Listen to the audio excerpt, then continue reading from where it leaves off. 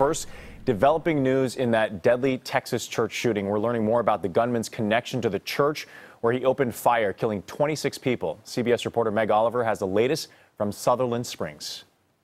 When the gunman opened fire inside the First Baptist Church behind me, authorities say it was an ambush on a stunned congregation praying in their pews.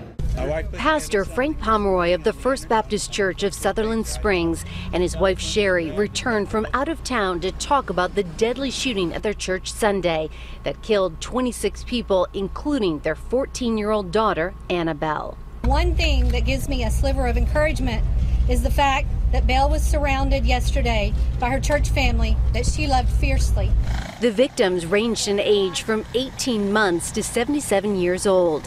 Investigators identified the gunman as 26-year-old Devin Kelly, who lived about 35 miles away. It was just so much gunfire. Authorities say he opened fire on the church, went inside and kept firing his assault rifle. When he left the church, a man who lives across the street engaged him in a gun battle. The shooter got in his truck. Johnnie Langendorff and that neighbor chased after the gunman. We hit about 95 going down 539 trying to catch this guy until he eventually lost control on his own and went off in the ditch. We know during that pursuit, the suspect used his cell phone to notify his father that he had been shot and didn't think he was going to make it. Subsequently, he shot himself.